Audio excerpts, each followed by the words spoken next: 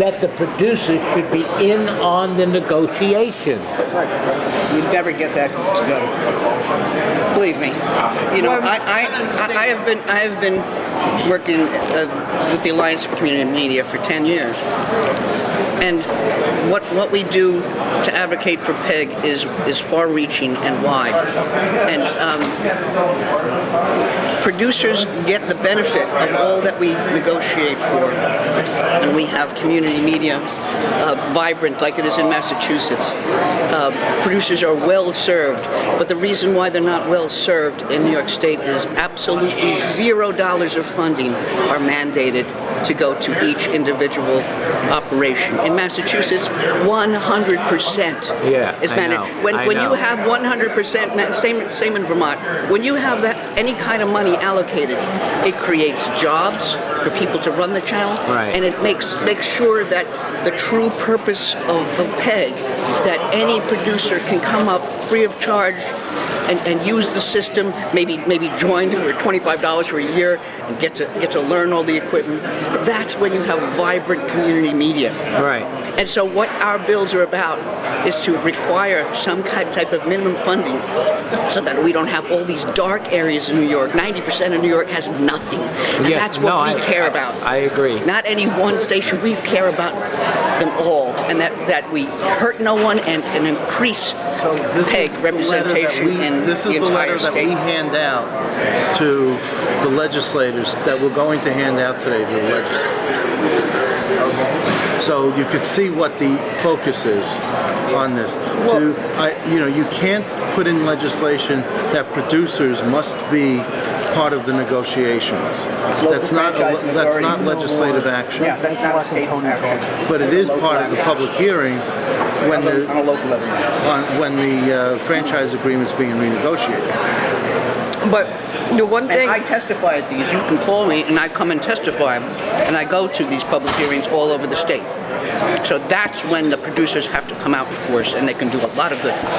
But what I want to interject is, in these franchise agreements with the city's not following through, or the board of the board that is in place to implement PEG does not uphold their responsibilities. For example, I have the franchise agreement right here from the city of Albany. We don't have phase 1 completed, and they're not even, and they're stalling on phase 2. We don't have the equipment we need. There's things that we need in the studio that were placed in other places.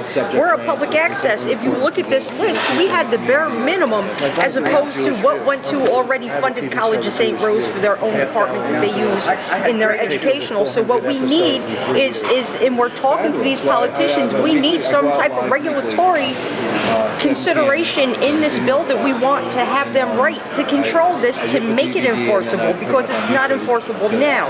So no matter what we do as producers go into public meetings, it's all on deaf ears, because they're going to do what they want to do, and at the end of the day, the board isn't going to enforce what they're supposed to enforce or fulfill their fiduciary responsibilities as per the franchise agreement, as per their responsibilities as producers, such as the Albany board for PEG is supposed to have a passion for public access. They're supposed to step in and help the coordinator.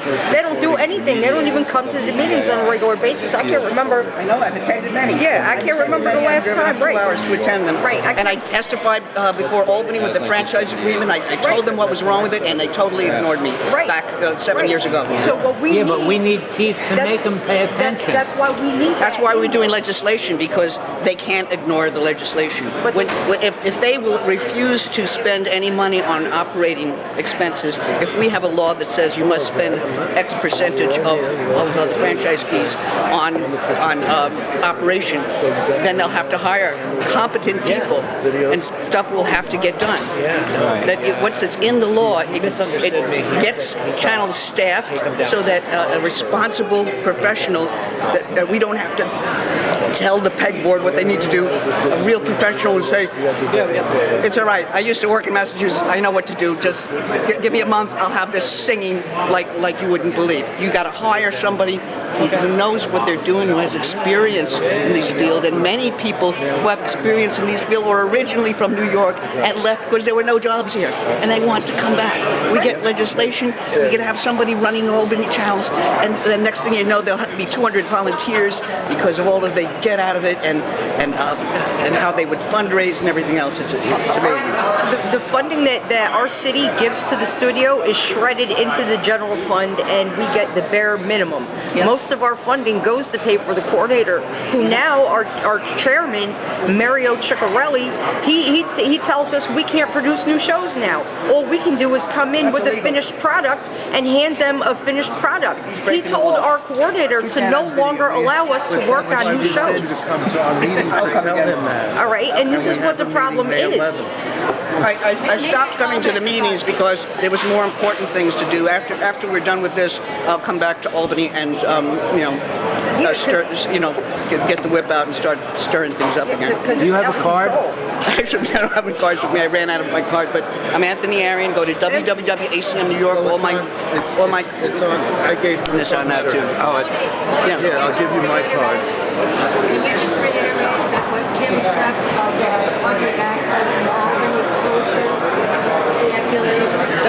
It's not illegal to refuse producers to do programs. On a first come first served basis, that is the law.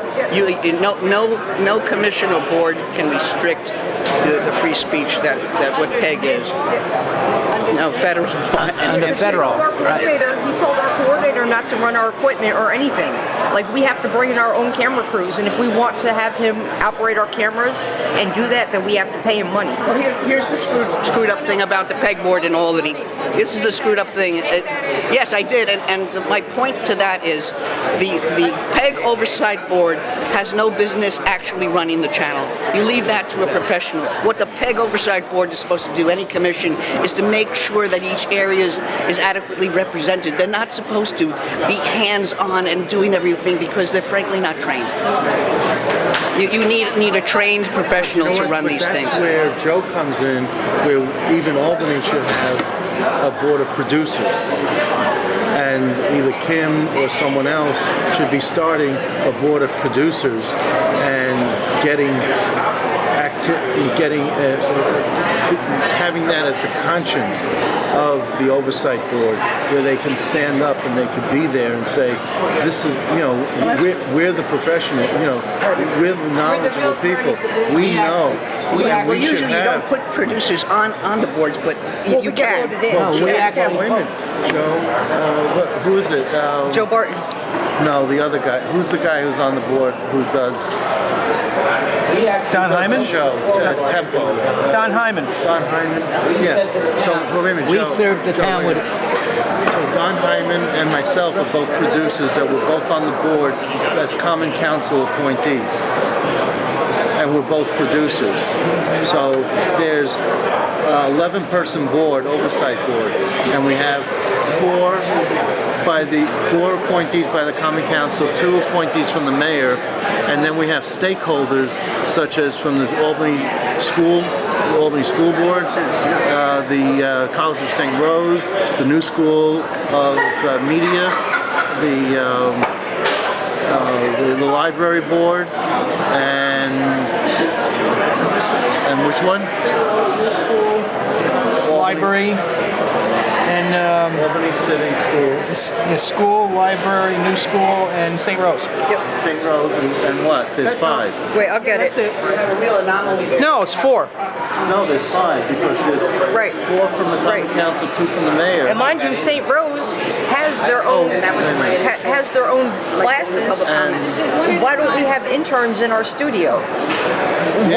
Working on the shows for free. If we're working hand in hand, they use That's a our. shame Joe Mateo from the the guy that's paying- Albany Community Development Agency. The agency that pays the studio coordinator doesn't show up to board meetings, and but anyway, he's a member of the board. The studio coordinator has more shows on Channel Albany than the rest of us. He has 2 shows that are airing. Yeah, but he also has more shows that are on the computer Right. that need to be put on than he does on the air. Right, but we can't get our shows finished in a timely manner.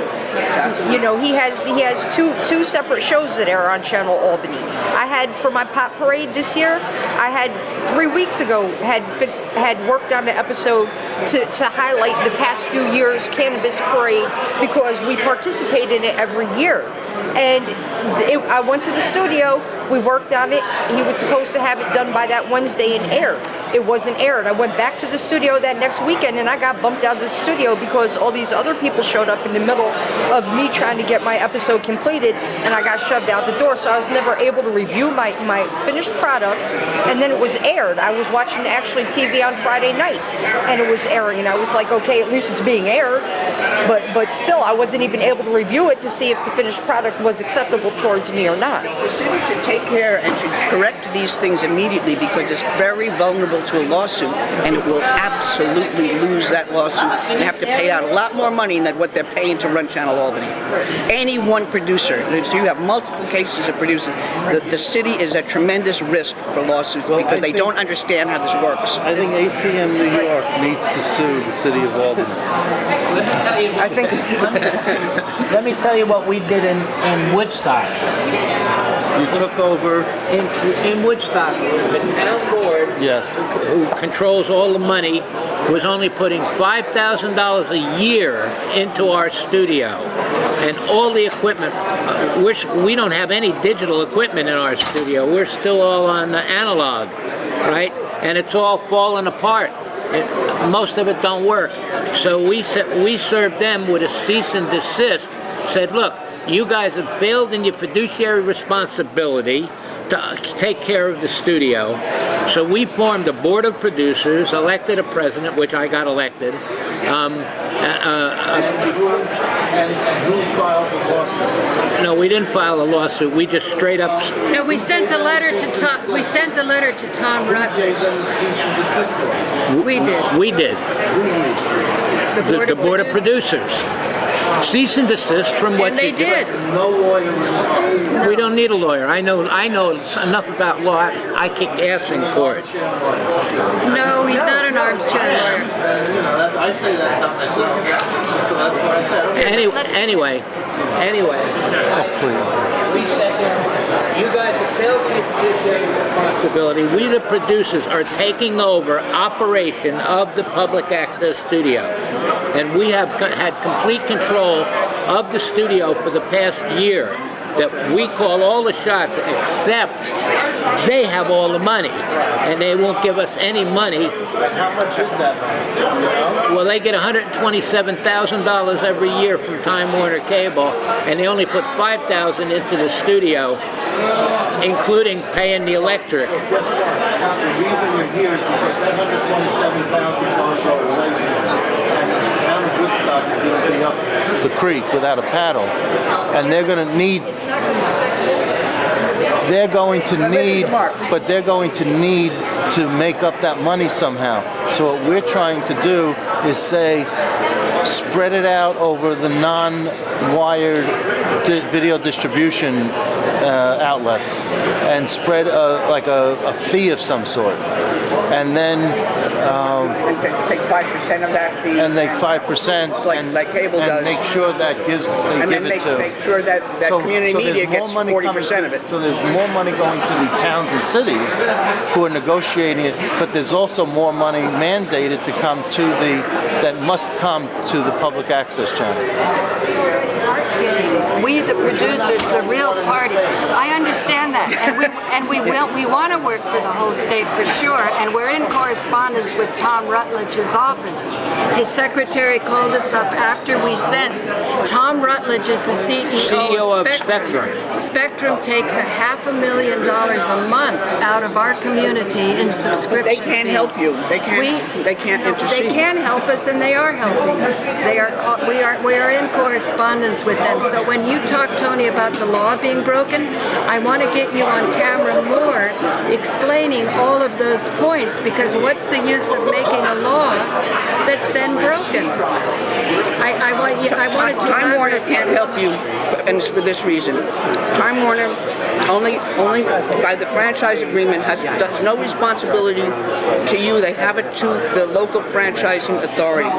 They may talk to you, they may make you feel better, but whatever they pay to the town or the municipality is set by the franchise agreement. And the term of that agreement, We need to see the agreements, and it's foilable. You can foil and you can see that agreement. And we have asked and we have been denied. They cannot mandate what you personally get if it's not delineated we know in that that. We know franchise that. We know agreement. that. We know so that. when you talk to Time Warner, they cannot help you get keep more saying money Time for Warner. No, operating. we're not asking them to get money. You don't listen to what we're saying. You assume, and then you come back at us without hearing what we're Well, saying. you said that they are helping you. Yes. We're in correspondence. They want to help you. They want to have solve a the connection. problem. We have a connection from our studio to Time Warner Cable. Our channel goes out on their thing. I run 2 channels myself. Right. So that's what we're talking about. We had bad signal, terrible signal going out where it was lines and the sound was all screwed up. We hooked up with Time Warner Cable and told them and connected with them and said, look, our signal is all screwed up. Can you send a guy down here? That's what the cable Listen, coordinator does. listen, That's Tony. delineated We in don't the have a franchise. cable Well, coordinator. if you look in your franchise agreement, there probably Let him is finish, Tony. Just one let him mention. finish. Just let him finish. He don't But listen. you're talking no. about technical No. problems with Time Warner. No, I deal with technical problems Please with let us finish, LTs. Tony. But Please that's let not us what finish. we're talking about. Tony, You're not hearing me. no. We're trying to tell you we Yeah. solved the problem. That's what we're. Can I interject something? All right, from what I'm getting from this meeting is that the money coming in from the cable is going to disappear because it's obsolete. What's happening is there's a changeover and it's connected to the 5G rollout. So what's happening is everything's gone to the airways. And now this was my argument about DirecTV being a monopoly and not contributing to this trespass of our airways, just like the trespass of the cables have to pay for that right. And this is, and what I'm understanding here is this effort here is to delineate that reality and call it on the carpet and make them pay their rent for using our airways. All right, but as that gets established, because there's already a precedent of the cable companies paying their rent for the trespass across the community. Well, with these airwaves being used in the same similar manner, the difference is the hardware is invisible. Right. So we're making that visible. Are you aware that Connecticut charges fees to satellite providers? You aware of that? That's what you missed. What George said. No, that's what he's saying. No, what he's saying is what I've been leading the charge for like years. Okay. But you need to be on TV more. I am. There's a video that Channel Albany has not played for lots of years. Listen, Tony. Listen, You've not seen this? No. No, these things go out on public access all around the state. I mailed them. I don't know. I mailed them to every public access. I haven't seen them. They haven't come we to never Woodstock. You weren't on the list. You should notify us if you have a I mailing. will. Believe me, I mailing will, list. because the lady. Go to the lady- acmnewyork.org No. and you could get this. No, we, Tony, yeah. now listen, Yes, now okay. Tony, Woodstock is an audience of 3,000 people. It's nothing. His show goes out to 650,000 in Manhattan every Saturday night. So we need to get you down into the Woodstock studios. We lay out the This is showing them in Manhattan. systematically. This is showing them in Manhattan. This is showing all over the state. It's just not showing in But it doesn't where show you on are. a hot show. It doesn't show on a show that people. No, are I would come following. on your show. I know that I would that definitely they're come on your following show. because they recognize us when we go down to Manhattan. They say, "Hey, may I see you on your show? So that's the first class way to do it, is to use your connections in Manhattan, arrange for the studio, arrange to lift the ban on me. I had a daily show, a 500 million hit YouTube account that I haven't been able to get on for a couple years because the law is not followed. We are all about law and order, whether you want to call it armchair or the American bar, the British bar, it doesn't make any difference. Truth is truth. You've been fighting for years, you've seen this on the horizon, let's make it happen. Also, Our strength is also, creativity. No, absolutely. Also, if we're gonna try to say the satellite people should pay money, the people who are broadcasting on Wi-Fi should pay. Shouldn't they also carry our channel? It's in our treatise here. Oh, they must carry those signals. We'll study it. Okay, no, that's good. We'll study it, we'll look over the paperwork, we'll work together. That's all we want No, to we're do, all is talking just about the work same together. thing. And saving and increasing the funding streams is one part of it, and we kind of got their attention because all of the cities and towns are going to see this money disappear as people cut the cord, and we're here to say, hello, it's time to put fees on all of these other multi-channel video providers and ensure a minimum support for PEG. But what George is talking about is even bigger, with DirecTV. Yes, we're talking we call that over-the-top we're talking internet. about $500,000 a month. We're not talking about 127,000 a year. It's what we've been talking about for years. So What you're saying, yes. So we can do miracles. We really can. We're here today to lobby for this, and we've been here. This is about the fourth time I've been here to Albany meeting with different legislators and agencies. So I don't think they really believe that the producers are behind it. And I'm outlining a program the producers where can we do can a lot, really. but for each individual. Well, we're not going to just show up and wave from the side. That's what I'm saying. The cease and desist work. Once Spectrum, now Spectrum, it was Time Warner when we sent it. Once they saw that, then the signal cleaned up. So I know we can do a lot. But They're we have usually to work cooperate. together. The cable companies usually cooperate. When someone calls up and says, I have a technical problem, I've not heard an instance where they didn't help, No, unless the person just never called or they didn't know what they were talking about. This wasn't just a little technical problem. This was absolute sabotage. We formed a board of now 13 producers. You have to work together. And we could make this be the beginning of such a step today. Dee Dee Halleck was working I know and Dee Dee, getting them. yeah. Well, unfortunately, Dee Dee was on another side of a federal case where I have a missing email. Where we're involved in a Where federal we're case involved down in in that. New York City with Dee Dee Halleck. And George Conant intervened as a right in another federal case for the name Woodstock. And that case ended in a stipulation, much to our unhappiness, because we weren't made whole before that stipulation was made. But what I'm saying is we have really plowed the ground. When you say you represent the producers, we can really make that happen. But the producers have been abused and burned I know. and Not just in Woodstock. Dee Dee, the last show Dee Dee was on was in 2012, and that was on our show about bank fraud. Before my illegal eviction, before my unlawful banning of The Daily Show. And now for 4 years I'm trying to get back onto my YouTube account, and I'm seeing a light at the end of the tunnel. And it starts with this. People like you and Now me you get looking at each $5,000 other. now, right? What's that? You get $5,000 to run the operation? It's going through a lady named Yeah. Ellen Koval, who really is the keeper of the archives. Yeah. And she has watched us That's for what 1 the town year. did. But basically, without that $5,000, what would happen? Oh, they're just ready for a hostile Nothing would get takeover. fixed, and everything right now, everything is on its last Would you leg. go dark? Yeah. Well, in 4 years, if we are not successful, then about 4 years you'll lose that $5,000 because everybody's cutting the cord and the franchise fees are going to dry up. Well, You get what I'm saying? Yeah, no, yes. And much worse not than only that. not only will PEG suffer, the cities and towns that are used to the vast majority of the money that they just keep in the general fund, that won't be there.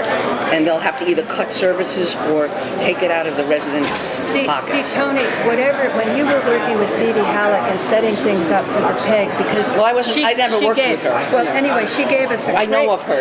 She's a Facebook friend, that's it. She gave us a crate load of legal documents, and we went through all of them, and I didn't bother to photocopy the franchise agreement because I thought that would be so easy to find, it would be on the public record. It is. So, It's spoilable. well, it's not in Woodstock. Not in Woodstock. We spoiled it and we couldn't get it. Well, that's another lawsuit. So what George is proposing is that we can do better than the best days of PEG that you've ever seen. That we are on the brink of some remarkable breakthroughs if we can unite, if we can do what the Well, you know, producers I sit on the board of the Northeast region of the Alliance for Community Media, and I can say that New York State is in dead last, behind the rest of the Northeast region. The other states have dealt with this better through state legislation, so that they have a constantly growing PEG presence, where in New York it's constantly decreasing, and every year more channels go dark, and every year, a lot of places lose a portion of their funding because of the cord cutting. And only where it's really strong, like in New York City, will it hang around and multiple competitors. But even then, if nothing is done, they can see their revenues decrease. So we're bringing to attention to all of these legislators that this funding is going to disappear. Funding. Talk to George. He's our treasurer. Yeah. Point that Well, way. I think George gets it. I think George gets it already from what I've heard. I don't think he needs to be convincing that this is a real problem. My small town gets about $200,000 of the franchise fees from one cable provider. But in 4 years, for instance, Albany's 1.2 million, which has decreased from 1.6 million. That 1.2 million, over the next 4 years, as people cut the cord, even people who tend to keep cable who are older, sooner or later their nephew's going to come and say, "Grandma, let me save you some money. Let me show you how to get all of these channels for much less money." And when Grandma even gets rid of it, this is when you're going to see it drop to from 80% of what it was. And then when it drops that low, in every franchise agreement, there is a clause saying, once the cable company, if this cable system is no longer profitable, we can abandon it, and the wires are yours, and we are not required to take them down. So when I was in franchise agreement with my cable company, turned out they had their own over-the-top internet product in competition with the very document that we're signing. So you have a cord-cutting solution that's going to favor your own cable product, and you care about all these other competitors to this agreement, but you're a competitor to the agreement too. So this is what's going to happen. So you'll see these revenues go down, and then when they invoke Section 10.1, go to zero. So that 1.2 million that you like so much in Albany, that you jealously guard and won't give to PEG to anchor it better and make it vibrant and keep the cable subscribers because they want to see those channels, that's going to all disappear. And then what are you going to do? What are you going to do when the 1.2 million is gone? And you still won't have good channels, but you'll have a budget crisis worse than ever for your citizens. What's really interesting, on premium cable, you can record. You have your whatever it is. I have that. All right. You can't record public access. You try to record a public access episode, you cannot put it on your player. Nothing. The only time, to watch repeat episodes of my show or anything that's on file, you actually have to go on the City of Albany website, which is external, and our station doesn't advertise that it's available. So and it's not boom, readily available. You have to click on different links in order to access it. In Manhattan, you could do that. Yeah. TiVo, they call it. Yeah, we, But PEG, Right, it's what- not on the electronic program guide, and that's in our proposed bill. Because it's not on the electronic program guide, it is at a disadvantage to be watched at a later date. Like you can watch any other commercial program, you can just program it with your DVR and you'll be there. But it's another way that commercial television is favored over local access. So this is right. Well, basically, we are asking for parity in accessibility and parity in signal quality.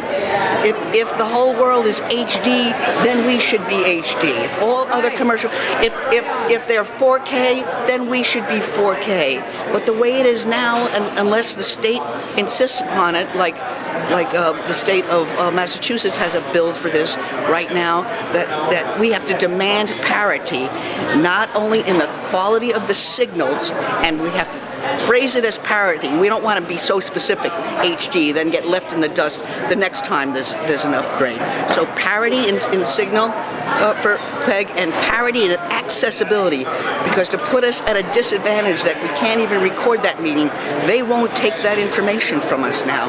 They have to be, basically it has to be legislated for them to have to take that information, and any multi-channel video provider that is charged a fee for operating in this state must also carry the public educational and government content, so that regardless of how you get your video, you can see the same town board meeting, city meeting, or Board of Education meeting, or Johnny's play, or the parade, or whatever. Everybody in the state should be allowed to watch these signals, not just people who subscribe to cable. And it's been, frankly, unfair and has caused a lot of problems to just put the franchise fees on cable alone. No wonder they're angry. This is like a 1934 rule. You know, this technology has moved on. It's time that the legislation keep up with it and keep things fair and not punish the transparency of government and education and everything else. Have him as a guest next week on your show, George. Sure. This is I'll come up. George's stick. All right, so to sort of advance that thought that you're working on here, when I first got involved with public access 36 weeks ago, I immediately went to, well, wait a minute, we got 3,000 subscribers in a community of 10,000 people, and this is public access? What about DirecTV? What about, the other venues that provide, right?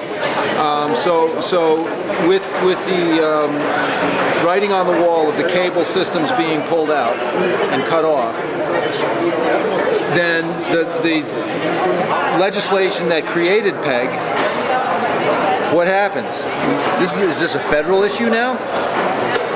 Well, But don't answer that question. That's just a question. Yeah. So Sorry, what I couldn't help myself. what I'm focusing on is that I immediately said, well, you can't call this public access if we are restricted to the confines of 10 square miles, which is about what it really winds up there, because Channel 23, you cross the border into Saugerties, well, it's Channel 23, but it's Saugerties, and Saugerties has no original content. It's just a video still of the library hours, most of the time. What a waste.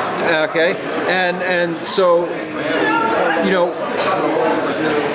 in order to enforce, the Cable Act, or whatever that is, the PEG, which created PEG, 1984, is going to have to be addressed with this changeover of technology in this thing, and ultimately there is no excuse, there is no reason to not be streaming in full in the full bandwidth.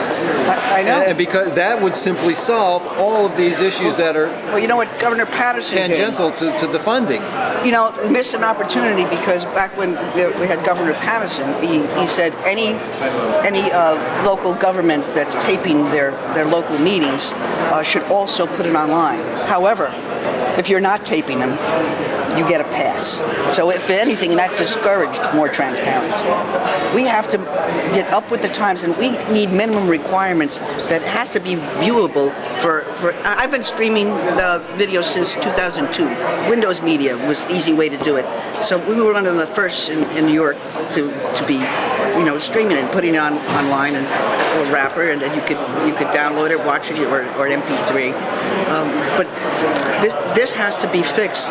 We are the only state in the Northeast region where you have vast amount of area of New York State where people don't even know what public educational and government access is.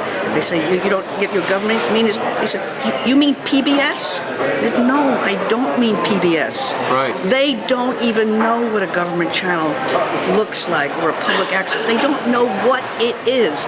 We are so far behind, and yet it started in New York State, in New York City, PEG, and we are dead last in the Northeast region, which is embarrassing. And my state capital, Albany, has substandard PEG. They share a government and a public access channel on one channel. It's pitiful. That's what's happening I'm to us. laughed at, routinely laughed at in the rest of the country, that's my state capital has a shared government and public access. They should have 3 separate channels. They should be well-funded, vibrant, and staffed. This is what has happened in Woodstock is that the educational channel was sold to the high school, and it only covers the high school. What's that? And then the library and the government channel, that's just simply disappeared, and it's been shoved into public access, which restricts more time from the producers, from the original content. I've been bumped many times for the town board meeting. Every town in New York or city is entitled to 3 separate channels.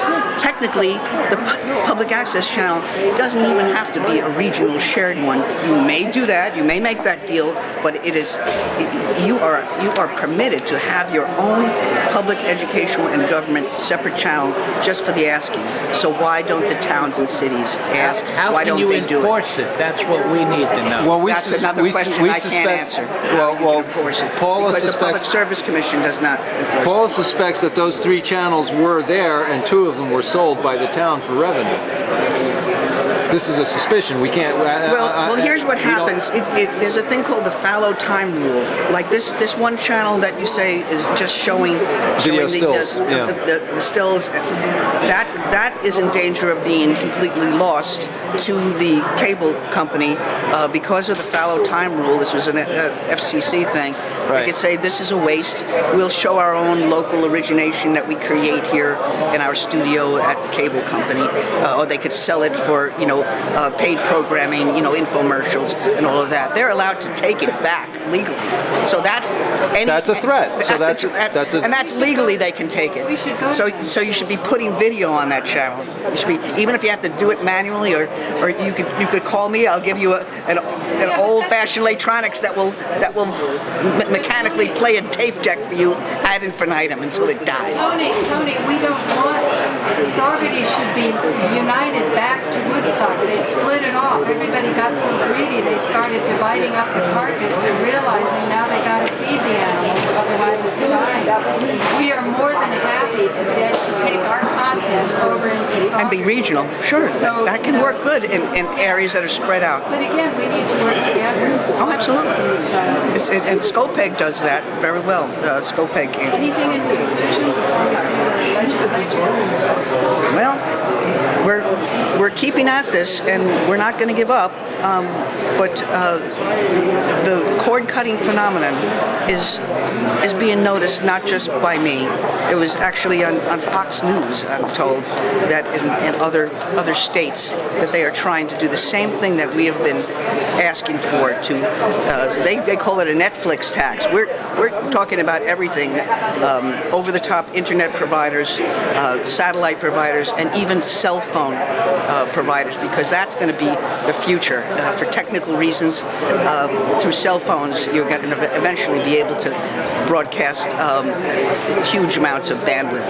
It's on the horizon for technical Say, reasons. Tony, one last thing. What is the strongest place in the country? You say that PEG started in New York City and now it's Massachusetts, we call it the promised land of Massachusetts. What about in Kansas where they were giving free bandwidth away to the whole community? I don't know about Kansas, but Massachusetts is the strongest state, I think, right now. There are other strong states out west and in and in the Midwest, but the Northeast region and the Alliance is actually the strongest region that I sit on that board. And we had a big conference in Boston last year.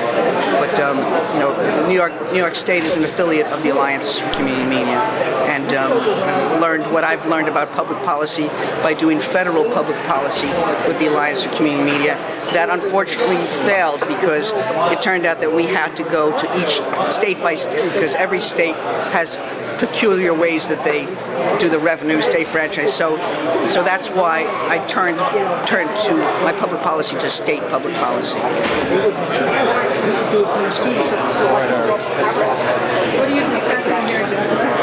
No, just the 40% where it says 60% goes to the community, to the town community, and then the 40%. I just want stronger language. Shall go or must go to the public access. On the paperwork that he gave me, I don't know. He may have put a stronger in other paperwork, but in the one I got, it just said 40%, 60% split, and the 60% goes to the town community or whatever. How I forget exactly how it was phrased, and I just wanted to be sure that he put shall or must 40% go to the public access. So that the producers are protected. Right. Tony was saying Massachusetts. Oh, I know. Massachusetts is really good to their public access people. Maybe we should send some. We had long talks with Dee Dee Halleck. You know Dee Dee Halleck? She's one of the main people that was involved in even getting public access going in New York. She was one of the main people that helped to start M&N, Manhattan Neighborhood Network, which I have a show down there on Manhattan Neighborhood Network, and I do a show in Woodstock. But Dee Dee was one of the first people pushing for that, along with George Stoney. Do you know George Stoney? Well, Dee Dee Halleck. How long are you a native of Woodstock? Or? Yeah. No, I've been living in Woodstock 45 years. And when did you, where were you before Woodstock? New Jersey. And actually, Greenwich Village. I was born in New Jersey, was in New Jersey till about 16 years old. Then I went in the military at 17. And when I got out at 21, I moved into Greenwich Village, lived in the village, lived in New York for most of the time until I moved up to Woodstock.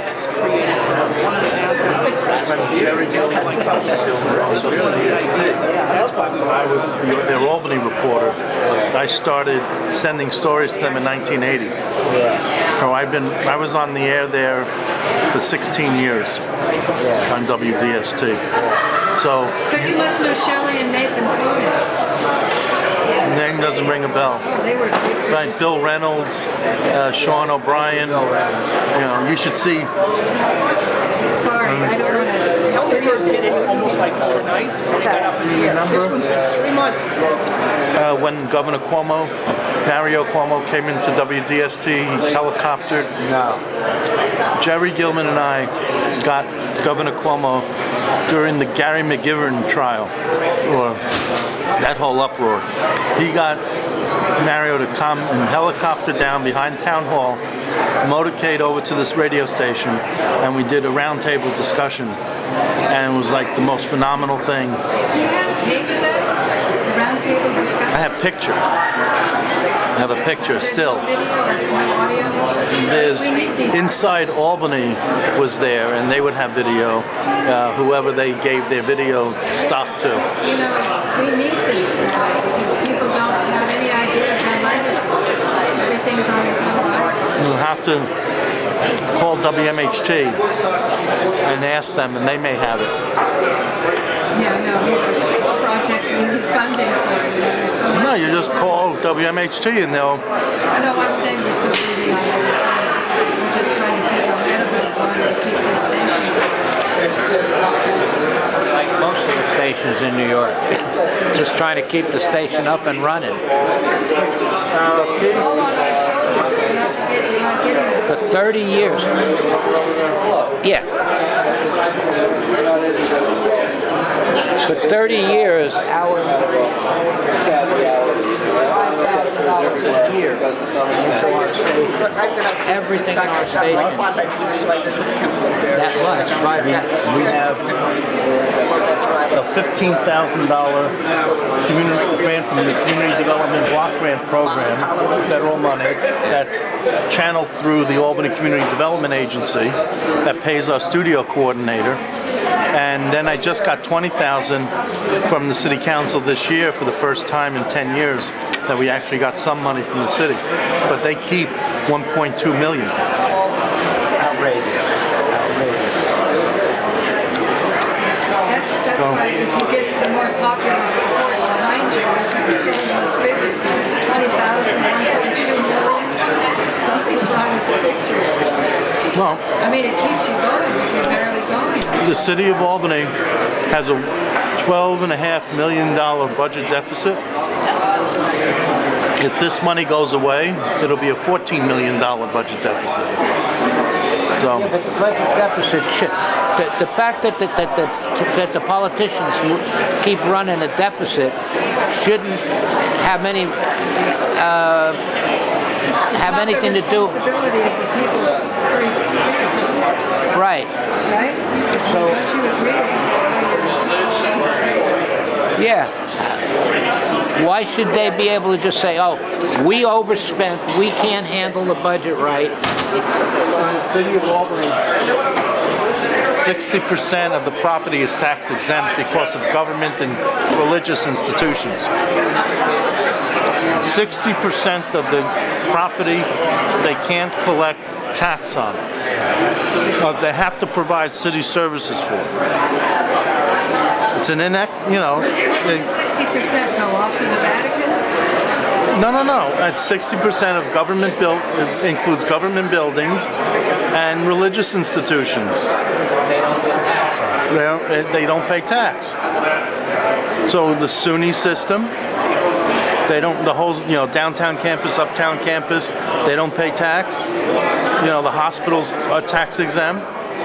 I mean, 60% of the property in the city of Albany, the city provides services for, but we don't get money to provide those services. And the city, when they built this Empire State Plaza that we're sitting in, they took away 98 homes that were paying taxes, and now they don't have, and this edifice here doesn't pay taxes. Mark, when in our So it's area- not overspending, it's that we don't have enough income. We got to raise revenue. But Mark, when people pay their subscriber fees now to Spectrum, they calculate anywhere from $250,000 to $500,000 a month. Who oversees where that money is going to make sure that the public is protected in so many ways? It's not a public company, it's a private company. But they're using the public right of way. The internet, it doesn't belong to a private corporation. When I spoke to the budget director in the city of Albany and told her that they're getting $1.2 million from the cable company, that was the first she had heard about it, was this year. I'm not talking about So- what they're getting from the cable company. I'm talking about what the cable company is getting from the people. If they're getting $1.2 million, you better believe this private corporation is using the public right of way, which is now the internet, Yeah. is a whole lot more than $1.2 Okay, million. we have to go. We have a 12 noon appointment. Okay, let's go. Okay, you've seen us up in Albany trying to deal with the politicians up there about public access. Unfortunately, we had a lot of disagreements with the people, the two guys that you just saw doing most of the talking. They're thinking some of the stuff they're doing, I'm 100% for. when they talk about that we should spread the cost around to all the different providers that are providing services like satellite and all these other things. Yeah, they should all pay. It is not fair that Time Warner or Spectrum pays all the money to try to the town for access to the town. These other cable and broadcast systems that are broadcasting to our town are also, and not just our town, but all over the state, are also using the public airwaves, the same as cable is using the public right-of-way to lay their cables. Well, these other companies are also using the public right-of-way to transmit their signal. So they should pay their fair share, which would bring in more revenues to the towns and counties and to the state if everybody paid, if all of these companies paid their fair share. And it shouldn't be just put just on the cable company. The other thing is, another thought about that, Joe, as I just wanted, while you mentioned it, is that the cell towers are physical infrastructure that does occupy space, much like the cables running through our town occupy space. And I know for a fact that if these cell towers go on a private land, the private landowner gets rent for that cell tower.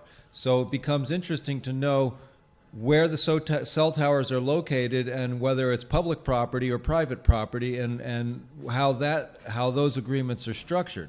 I just wanted to put that out there, in addition to our airwaves being saturated with these new signals. Right. And even if they are on private land, like you just said, our airways are being saturated with these signals. And they should pay their fair share, and it shouldn't just fall on the cable companies to pay. And also, another thing that I agreed with them, there's about half of what they were saying I agree with. When they were saying that why should only the cable companies have to carry public access? If these other if cable companies have to provide public access because they're using the public right-of-way, so should the Dish Network have to provide public access, and so should all these other carriers that are using the airwaves, so that public access is accessible to all the different people, not just the people who are hooked up to the cable. So people who are using Dish access should also be able to get public access. So on that, I agree with these guys that are trying to push this along in the Senate, in the legislature. Another thing that I agree with them 100% is if all these people, if all these different groups paid their fair share, more revenue would come in. Like right now, only Time Warner Cable pays for money to the town for the access of the cables going through, which our town gets $127,000, which they only put $5,000 a year into this studio. And this studio has suffered because of 30 years of neglect from only $5,000. You cannot run a public access studio on $5,000. Now, if all these companies were paying and broadcasting public access, let's say there's 8 companies, and each of them were paying $100,000 to the town. That would be $800,000 coming into the town, into the revenue of this town, which would take some of the burden off the taxpayers of this town, because the town would have more revenue coming in, which we're all for. But I'm also saying, one of the things that they're saying, and we've been saying for a long time, there should be revenue sharing between the towns and the counties and the state with public access. And they were suggesting a 60-40 split. And that we think that that's real fair. The town of Woodstock, if they get, right now they're getting $127,000. They should split that 60-40. If they want to put 60 into the general fund, 60% of the money, they should put 40% aside for the needs of the public access producers and to keep public access up and running. Now, if 8 companies were broadcasting in Woodstock, and each one was paying, say, $100,000, that would be $800,000 coming in. And if the town took 60%, they'd still be having a lot more money than what they're getting just from Time Warner Cable. And if the public access studio was getting 40% of that, 40% of $800,000 would be able to equip this studio with brand new equipment, some of the best equipment. We wouldn't be just broadcasting like we are right now on one camera because 2 other cameras aren't working. And we wouldn't constantly have breakdowns of equipment because it's old and not taken care of. We would also have enough money, the public access TV station would have enough money that we could hire a full-time technician to keep all this equipment in proper repair. So it would be a win-win situation if we could get a bill passed by the legislature to say that all the providers of access have to pay their fair share, and the towns. The county, the state would get more money in its coffers. The counties would get more money in their coffers.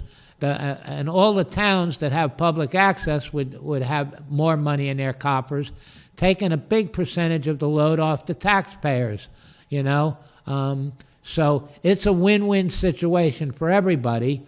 And if 40% went to the public access producers, all these stations all across New York would be functioning quite good. And we would be getting out to more viewers because cable would be carrying us, Dish would be carrying us, and all the other networks. I don't know the names of them all offhand, but the part that I disagree with these people that they're doing is, I don't know if you noticed when I said to them that public access producers should be able to be in on any negotiations with these companies. The town, unfortunately, our politicians here in this town, they only think about revenue. They only think about how much money they can get, how much they can pick the local people's pockets. They never think about what needs the town may have, what needs the local people may have. And in the case of public access, they don't stop and say, well, we're going to negotiate with the Time Warner Cable. What would make it life easier for the producers? What would make life better for the producers? What can we negotiate with Time Warner Cable to get in the contract to make public access better? Which we would ask if they did allow us into the negotiation with Time Warner Cable, we would say, or Dish or any of those others, we would say what we want is we want to have access to the internet. Public access should have access to the internet. We should have access to Skype so that we can broadcast beyond just a small area of Woodstock. Quite a few of us producers have people like me and Paula especially. I'll just use us as the example, but I'm sure many of the other producers would say the same.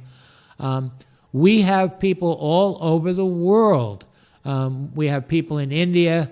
We have people all over Europe. We have people in China that tune in on we put our stuff up on on YouTube. And we have, Paula has over 5 million hits on YouTube. I'm not sure how many I have. I have quite a few myself. But we have people all over the world. Your hits are my hits, baby. You're on my site. Paula says, my hits are her hits. I'm on her site.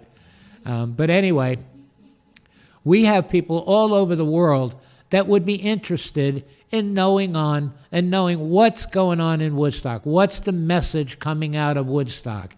Instead of most of the world thinks America is a bunch of warmongers, that we're about bombing and destroying the land. And the message that the people of Woodstock have is we're about peace, we're about anti-war. We've traditionally been anti-war, this community. We're about treating the animals right. We're about preserving Mother Earth. This is the message that should be getting out to the world so that everybody don't think all Americans are a bunch of warmongers. All Americans are about pillaging and raping nature, and pillaging and raping all these other countries, stealing their oil, making war on them for their resources. Woodstock has a different message.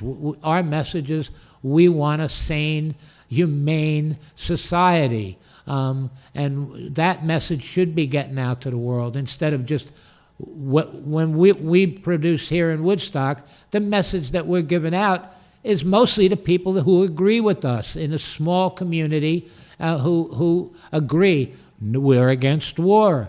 We're against raping Mother Earth. We're against poverty, and we're against plundering other countries for their resources. But that message is not getting out to the world.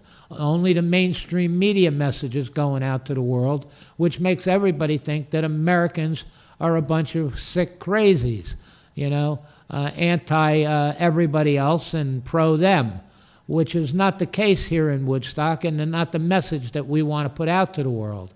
So we're about pushing more for access, and our our town officials will not put us in when they're making a deal or a contract with Time Warner. They won't even talk to us about what we might want, what we might need for public access. So where I disagreed with those guys is I want, and we're going to put a bill into try to put in a bill to the legislature, our own bill, where we say that public access producers and stations should be in on any contract agreements with any of these entities, like Dish Network or Cable Network. We want to be in on the agreements. We want to be able to say, we want access to the internet. We want to be able to Skype. We want to be able to reach further than our local community. And that should be available to us. Now, the politicians, all they think about is here in Woodstock is revenue. How can they raise revenue? They don't ask any of the community, well, besides revenue, what would make life better for the rest of the community? That's my problem with our town board, that they will not, and even many times I've tried to talk to them and said, hey, man, we need stuff at the public access. They ignore us, but they're willing to take all the money from Time Warner Cable, put it in the general fund so that they can spend it on what they think is the best thing for the community. But they never ask the community, what would make it better for you? Would you like to add anything to this, George? Well, sure. As a thought, as I listen to you, there's a part of me that understands that part of the town having to raise revenue. One of the things that these guys were saying, that didn't get on camera, at least I didn't catch it, reviewing it tonight, is that services and revenue is probably the only job that these town boards have, really. You know what I'm saying? So they always, and that with the collapse of the PEG agreements, when the cord is cut with Time Warner and such, then you're looking at a huge drop off of revenue that not only affects the little town in a big way, but it affects the big towns like Albany. I mean, Albany's getting $1.2 million a year, and that number was $1.4 million last year. So that, there's $2.2 million of lost revenue because of people cutting off their cable subscription. And so in terms of the town. That makes sense, George. People have been evicted, they've been foreclosed, they're in soup kitchens. People who never thought they'd lose their jobs are in that position too. So isn't it about time that they feel the same pinch everybody else is? Well, I think small towns and big towns alike do. I think they do. What I think, rather than saying that our town doesn't care or ask questions, from my point of view, Joe, I'm not saying I disagree or agree. I'm saying I'm looking at it from a different point of view. Is that I'm seeing a lack of transparency. I don't know what they're doing. I don't know what agreements are being made, and that's what your big beef is we do not know how the producers are impacted by these agreements with the service providers, such as not Time Warner Spectrum or Satellite Dish or the cell towers, which are now, see, this is a big thing that these guys illustrated, and we really need to pay attention to, is that all these cell towers going up, not only are they going to be using this military grade frequencies and saturating our airwaves from the valleys to the mountains, whether there's people there or not, okay? It's also going to be infrastructure of the actual towers going up themselves. So there's going to be an eyesore involved, and then there's, at the very least. And then, as far as the health impact on our community, that's unknown. But what I'm saying, and I'm both saying to the town and appealing to the town is like, I think, if they actually would enact their right for a government channel and really inform us, I would have less of beef. It's not that I'm not saying the town doesn't care about our community's needs, that they only care about money. What I'm saying is I don't know what they care about. Because maybe because I don't participate enough, maybe as a community we're lazy as people and we don't participate enough. Well, you know what, George? Or there is a lack of communication that falls onto the shoulders of the town board, and I'm saying to the town, communicate with us, participate, come out on a TV show. Okay. You know what, George? You're new. You're actually new to this. For 4 years, I have been talking to these town officials who blow you off every chance they get. They give you 2 minutes to talk, and if you can try to go over it, they shut you up. They ignore you when you're talking. Many times we've been in there trying to say, "Hey, we need some equipment." They're busy reading stuff and their paperwork. They ignore people, and not just the public access producers. I've seen them do it to so many other people. That's my problem with this town board. This town board is very arrogant, and they will not listen to other people. They think they're the smart ones. They know, and I have a real problem with them.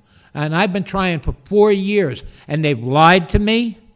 Jeremy Wilbur told me that when they rebuilt this studio, they were going to put all new equipment in here.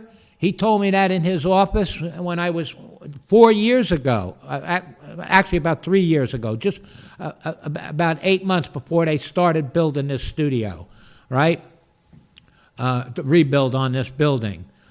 And then they had a bid of $900,000 was the low bid, and then the theater people came along and wanted to do their stuff here, and they did a cost overrun to turn this community center into a theater, and the money that would have gone into this public access studio went into the performing arts of Woodstock, and they just blew off any new equipment for this studio after Jeremy Wilbur had promised me that during the rebuild, because I had been complaining to them for almost a year and a half before that that we needed new equipment in here, that the equipment in here was falling apart, that the equipment in here was old and antiquated and didn't work. Right now, we have one camera working. So, I mean, you tend to make excuses for them. I did in the beginning, but I don't anymore, not after 4 years of dealing with these people. And they only do think about revenue, you know. They get $127,000, Jeremy told me, every year from Time Warner Cable. And to only put $5,000 a year, and from what I understood, they've been doing that for the past 30 years. You cannot operate a public access studio on $5,000 a year. You know, one camera replaced, the $5,000's gone. That means nothing gets done for any of the other equipment in here, you know. And they take and they put the money into the general fund, and the general fund always is for what they want to do, not for what other people in the community, other needs that the community may have, you know. So I have a real problem with the politicians in this town, most of them. Laura Rickey seems to be more accessible and more reasonable than the rest of them, you know. And now when they decided to put a new member on, they picked the new member. The new member wasn't elected, and the new member's another one of their cronies. So I have a real problem with the town board. But let me go back to what you were saying before about revenue. I said before you said what you said, I was saying the same thing. Yeah. More revenue would come into this town. You know, if we were getting from cable money and getting from Dish and all the other providers that are providing a signal through this town. So I was saying that I want to see more revenue come in for the town. I wasn't saying it at all, but there should be a 60-40 split. If they had 8 carriers, I said this before, if they had 8 carriers, each given $100,000, like Time Warner Cable gives 127. But let's say that you divide it out among 8 carriers, that's $800,000. If they did a 60-40 split, the town would still have more money than what they're getting from Time Warner Cable. And of that extra, and since they're getting all this extra money, it would take some of the burden off the taxpayers, because if they lose the Time Warner Cable deal, and say Time Warner Cable, which they can do, if they're not making money, they can shut down the cable. Then that $127,000 that comes in is gone. And I know this town board, as soon as that money goes away, they've already spent their budget. They're paying off on this building. They got all these bonds that they've set up. And if that money went away, they're going to have to find new ways to cover those bonds. And what are they going to do? They're going to raise taxes on the local people. They're going to start putting parking meters, which they've already talked about, putting parking meters in Woodstock to raise revenue. You know, instead of them thinking smart, all they think about is revenue. They never go to the community. Let me continue here. They never go to the community. I'm going to use the sewerage system as an example, right? They were saying, "Oh, we don't want to put chlorine in the sewerage system." So then they said, "Okay, we're going to put a tax on water and make everybody use less water." Well, when they put a tax on water, people started using less water, and eventually they had to wind up putting chlorine in the sewage system again. When one of the members of our community was saying and told me about it, and I took it to the politicians and said, you know what, instead of costing money by putting chlorine in, you could turn around and make our sewerage system where it produces gas. What is methane? Where you could set up a methane system and produce methane, and it would save the town, because you could turn around and put one of these buildings, either the town hall or the community center or the fire and police department. You could turn that into where it's heated in the winter from the methane from the sewerage plant. But they didn't want to even listen to that. That's the problem with these politicians in this town. They think they know, they got all the answers, and they never go to anyone in the community who might have something that would work better than their idea. They're arrogant, and I have a real problem with arrogance, especially when it harms the people of the community. You know, and the way they've treated the public access producers, you know, they laugh at us. They treat us with disrespect. When I go in there to try to talk to them about getting some equipment in here, they look at me with disdain. They look at me with, they disrespect me. They disrespect Paula. They disrespect Randy and Felicia. They've disrespected many of the producers who go in there and try to say, hey, work with us. They don't want to work with us. They see us as the fact that we point out, and the fact that I'm willing to go on this television and say all the stuff that's wrong with their decisions. That's one of the reasons. But they should not stop and stifle public access. Hi, it's Kim Krepp. Hello, how you doing? Pretty good. How's everything? I'm doing good. Is this going out? I'll let you talk, because we only got a few minutes before the battery runs out on this rundown phone that we have in this studio. Yeah, we have those same issues up in Albany where our equipment is no good either. Well, you just talk, and I'll let you have till the phone goes dead, and then I'll pick up. Go ahead. Talk about Albany and the public access.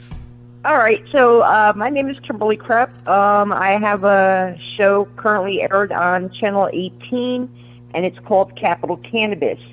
We have a lot of issues with our public access board not being able to provide us with the required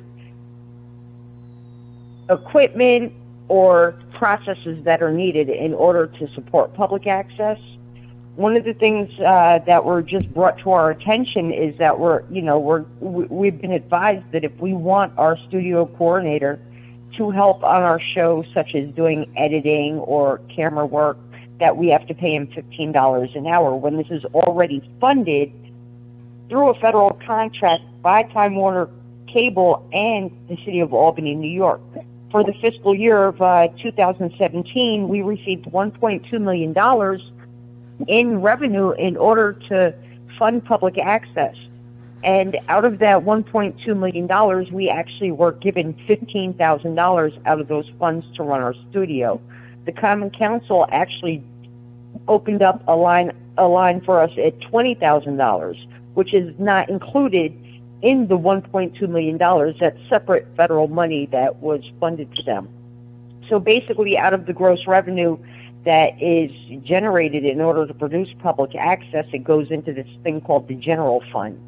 And then the city decides what they want to do with that money. They don't have to give the entire funds to the public access stations. And what's happening is, in our board of directors, the majority of the board of directors are lackadaisical and failing in their fiduciary responsibilities, where they don't come to meetings on a regular basis. I can't say the last time that we had a full board at a board meeting, and it takes we need 6 votes from board members. There has to be 6 members to form a quorum.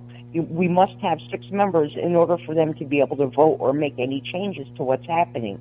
So when they changed the rules to say that we have to pay the money in order to use the coordinator, that was never voted on or even brought to the public first for public comment. And so what happens with these boards that are in place in order to run the studio, the people that are on the boards don't have anything to do with the actual public access shows or don't really care about what's going on. Off of our board of directors, there are 3 board members that have their own shows. Our studio coordinator has 2 shows that are being aired on Channel Albany. So that's where they're not being charged to work on the shows, but we're being asked to now pay money for these services. And they're also they're not replacing our equipment. They're not following through. We should have implemented phase 2, which would have opened up $217,000 in order to get new equipment for the studio. We're supposed to have a van. We're supposed to offer 10 classes a year in conjunction with St. Rose and the New School of Radio and Television. They're supposed to provide 10 classes a year, 10 two-hour classes with a minimum of 15 people attending these classes, and we haven't done that yet. We don't have a website. We don't have a live Facebook page where people can contact us. People in the city of Albany don't even know that they have the ability to have a public access show because there's no information on it, and they don't know that they don't have to pay for services when they're brought to the studio. You don't actually have to film an episode outside of the studio and bring a finished product to the studio and have them download it to the server. You're supposed to be able to use the equipment. You're supposed to be assisted by the coordinator to be able to produce your shows because people don't know how to use the equipment. I don't know how to use the equipment. I need a coordinator. So if I have to pay out of my pocket for a coordinator that is already funded to produce my material and and run the equipment for me, I think that's of services on by the city of Albany, as per the Federal Cable Commerce Act and the franchise agreement between Time Warner Cable.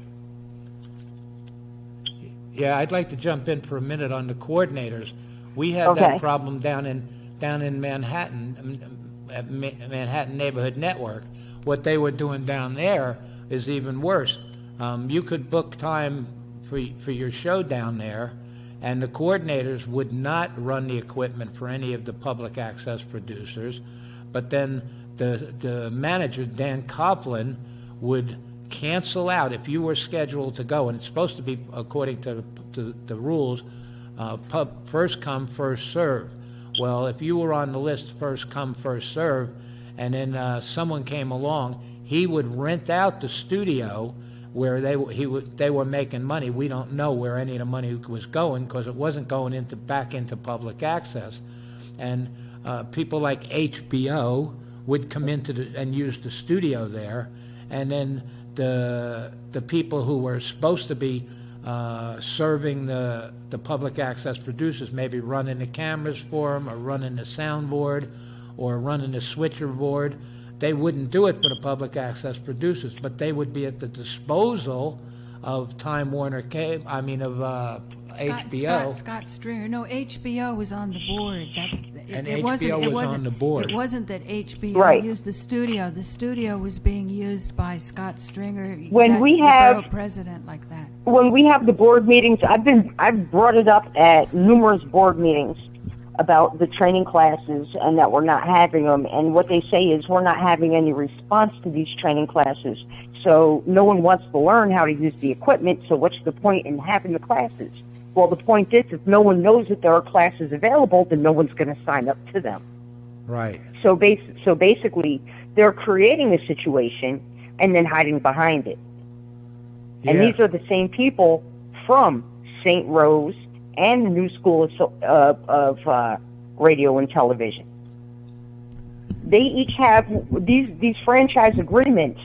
You know, what people don't know about these franchise agreements is that there is a list of specifics that each studio is supposed to have. Like in Albany, we have different areas. We have cameras in the Common Council.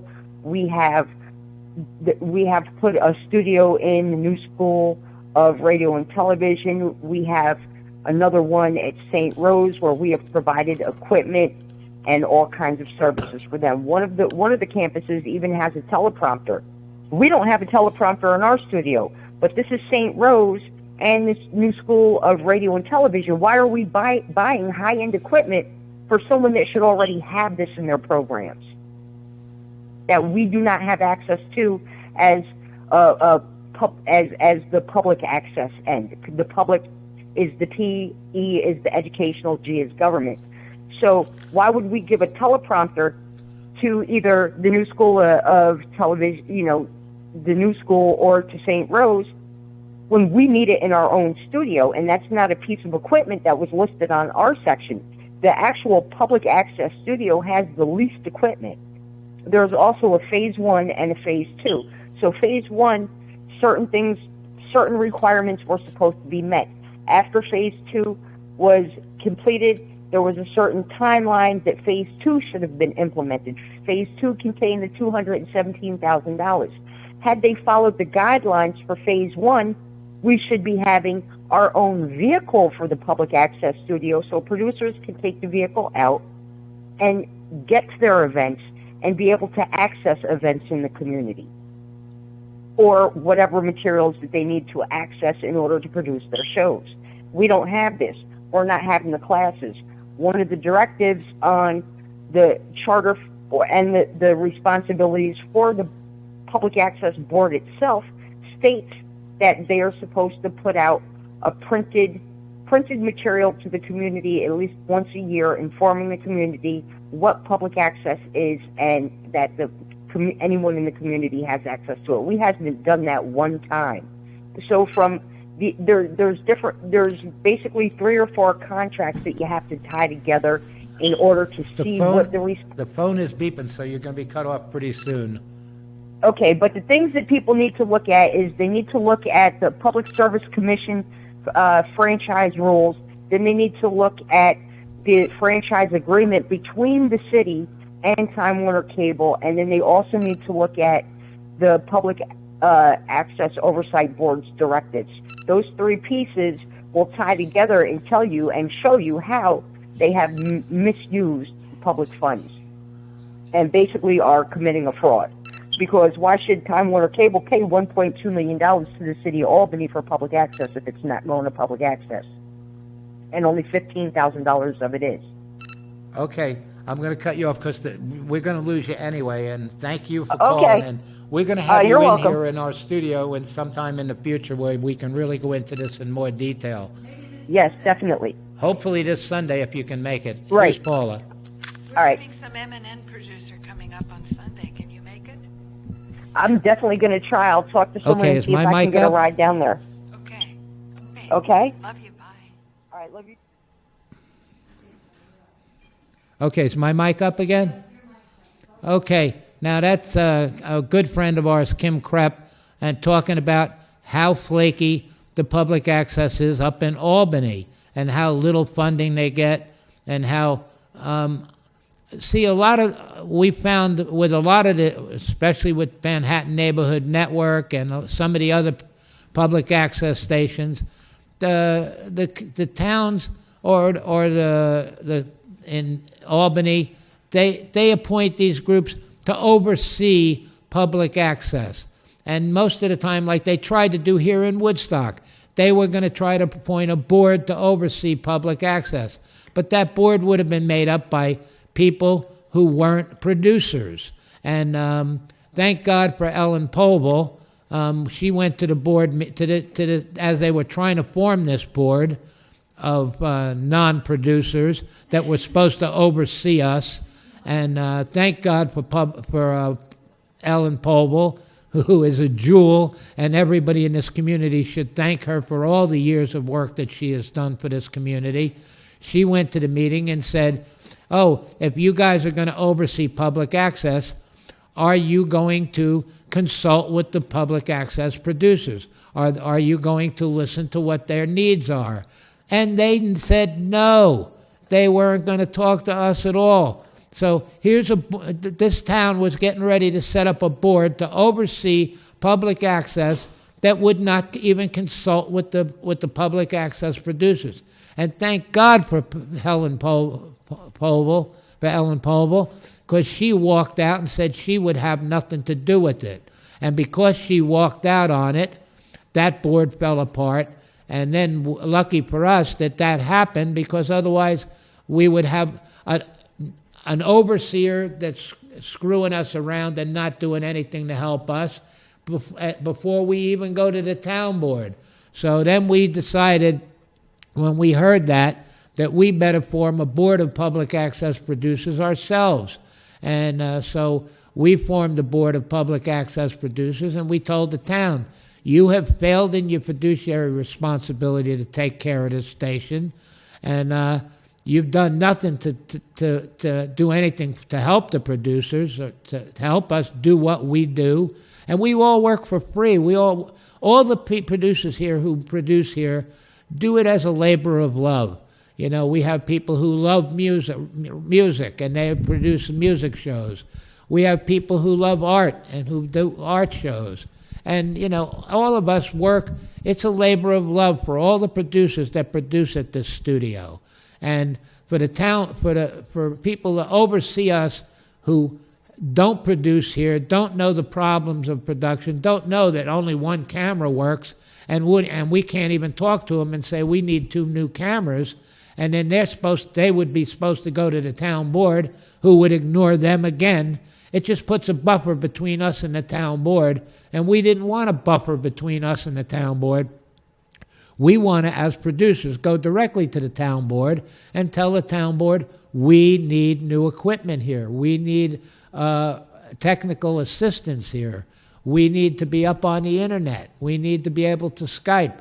A board overseeing us, and unfortunately, down in Manhattan, they got a couple of different boards and a couple of layers, and the producers who actually do the work down in Manhattan are the lowest rung, and they get the least. You know, everybody up the chain has more authority and has more access to things than the producers who have been working for many, many years, like Harold Channer. How long has Harold been doing this, Paula? Harold Channer's probably going on 50 years. 50 years of public access. And they have to beg for technical support. Right, and Harold has to beg for technical support.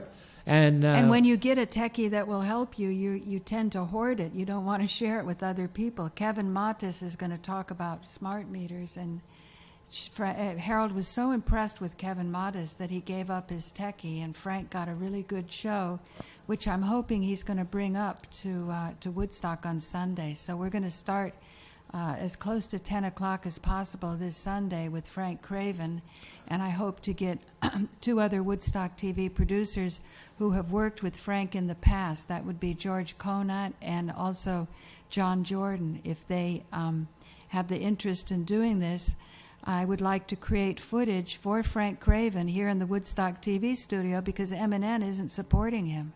He can't get it. Well, he did go out yesterday live, and he's got an AFL-CIO guest that's booked to go out live in May. So they're straightening up their act.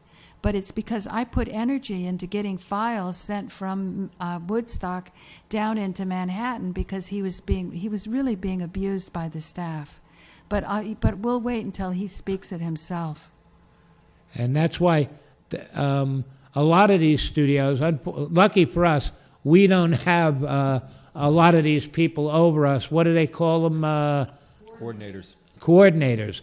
Lucky for us, and hopefully the producers here are going to always vote no coordinators, because any place that's had coordinators that we know, any of the producers in other studios that have had coordinators, the coordinators tend to try to control and manipulate TV producers, and Indirect censorship. Yeah, it's indirect. Right, Paul. Like Paula said, indirect censorship, and also then you have what do they call the people who run the cameras, and facilitators. That's another one. A lot of these studios have what they call facilitators, and then the facilitators start saying, well, I want to be paid. Well, the public access producers don't get paid. The public access producers actually spend their own money to produce what they're trying to do, or take time out of their jobs or out of their thing.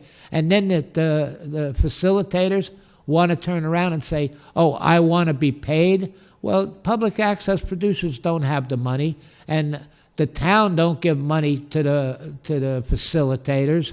Down in Manhattan, the facilitators get paid by MNN, but the facilitators don't facilitate for the producers. MNN uses them when and you were wrong about HBO, because I was actually there when HBO actually did a show at M&N, Paula. Oh, really? Yeah, and they bumped somebody else out, and Dean complained that they bumped him out.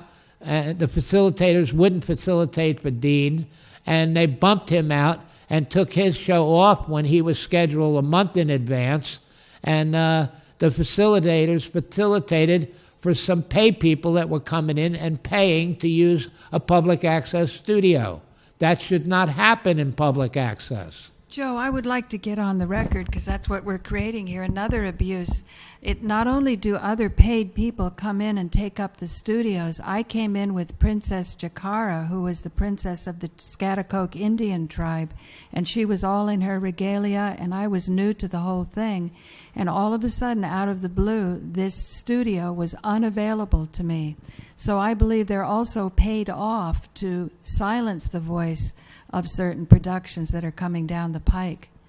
I still regret that I didn't get that interview, because there's some guests that you really want to honor with a really nice studio setting and get the mics the lights, really good. And, we didn't hang around for too long, but in the past, I would hang around when this would happen to me because I had other things to do, editing or whatever. And the studio that was unavailable to me was empty. Yeah. It was completely empty. So and that's you had another, booked it in advance. Yeah, I'd booked it in advance. So.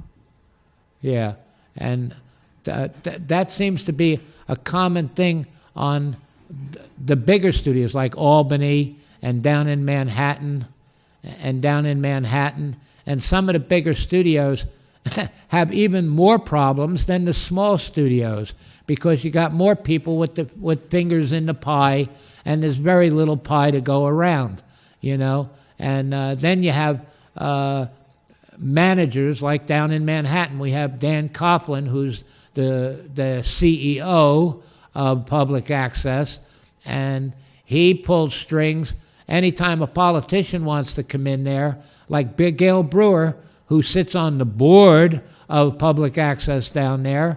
Gail Brewer gets her own show, and everybody, when Gail Brewer hops, there's a technician for the cameras, and there's a technician for the soundboard, and there's a technician for, which none of the public access producers get, But if a politician comes in, and politicians, there should be a government channel. All these, PEG is public access, educational, and government channel.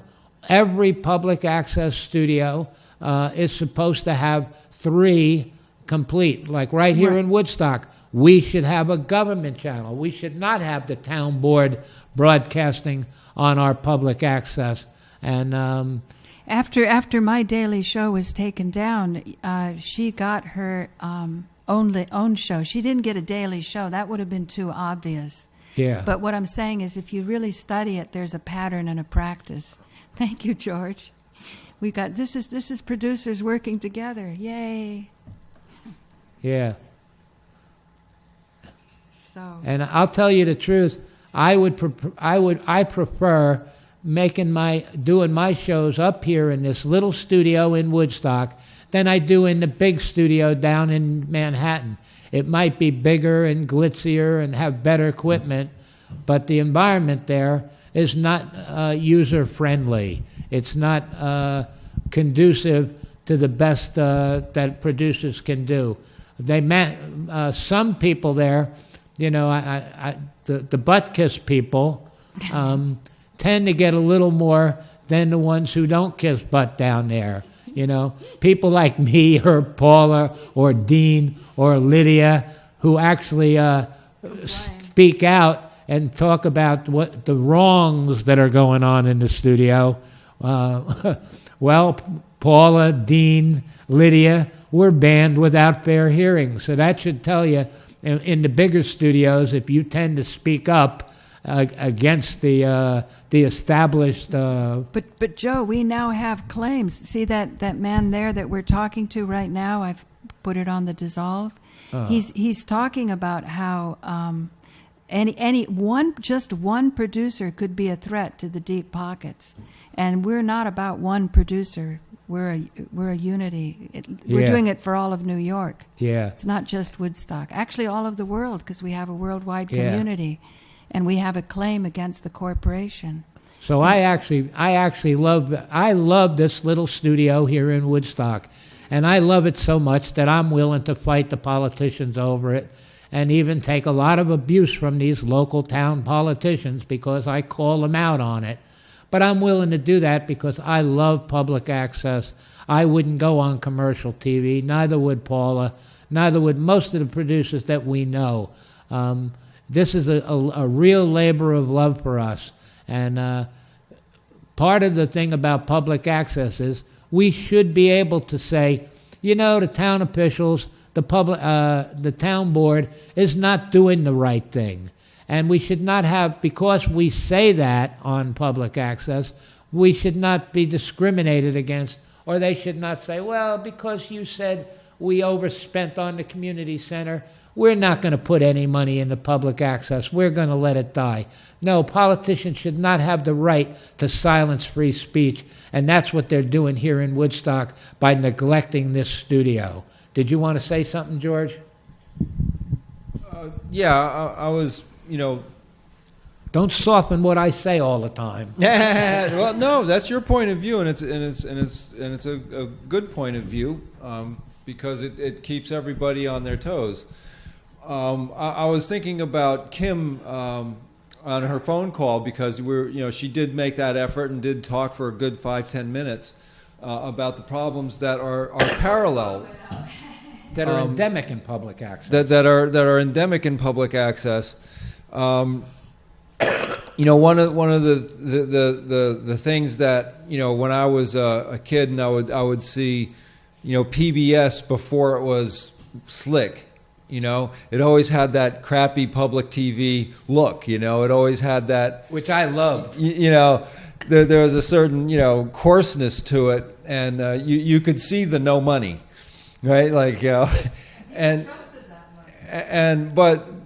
but our failings here, I'm sure many of them could be teased out with just a good grooming of the cable connections and stuff. Besides the fact that all this antique equipment is not really even compatible with the digital age. And that was why I started my program earlier about talking about I was the one who took down the old projector at our movie theater, and I helped put in the new projector, and I was there for the changeover, and we are here now for a huge changeover.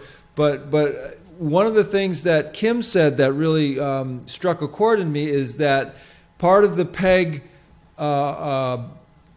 requirement in the legislation, I think, I could be wrong, is that there should be budget for 10 classes a year for young and upcoming producers to train. So and she could not even think of when the last time they had a training session. It was like maybe 2 years ago, I think she said yesterday when we were in Albany. And so their training sessions have fallen to the wayside because of the lack of the funding. And we don't even have the training. As it is now, I'm giving up my Monday night to help out a new producer who's afraid to talk on TV. So he's just doing his videos that he shoots, and he's putting his and I came in and I got John on the air the other night, and I had to run and I had to learn some new stuff, and Ellen had to talk me through a few things. But the point is that we are not getting paid, but the desire is to put a high quality product out or content out that is relevant to the community that we're from. And our community is a worldwide community. We have the community we live with locally, and then we have the community that we live with globally. And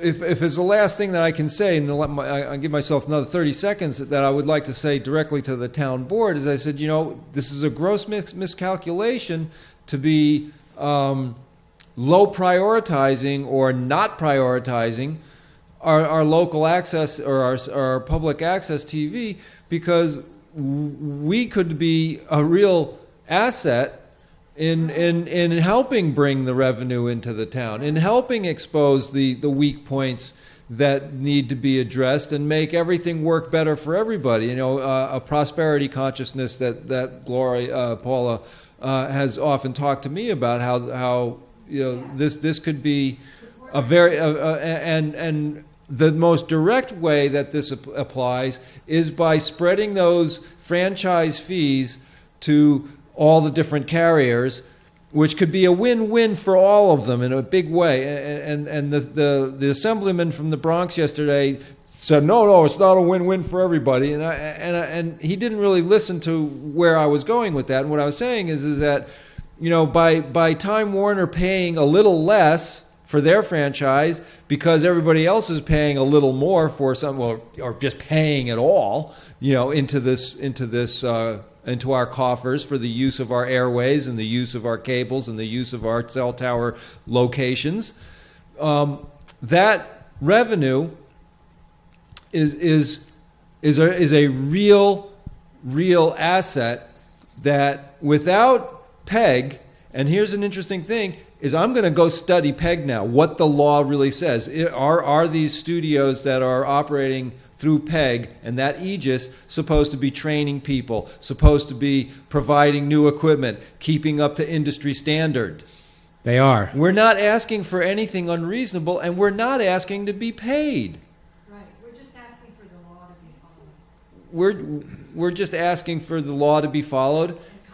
And even more importantly than that, you know, we're trying to deliver something to our community that is reflective of a high thought, of a high sense of integrity, you know, and I think this can be accomplished with greater communication between all the parties. Okay, and what George was saying about bringing in revenue from all these others, unfortunately, that is not in the hands of our town board. Our town board can't turn around and say, the Dish Network has to pay some money. That was why we were up in Albany trying to talk to the legislatures. Only if we can get the legislature to pass some laws saying everybody has to pay their fair share, and part of that fair share, 60%, we want 60% to go to the local communities and 40% to be allocated specifically for public access.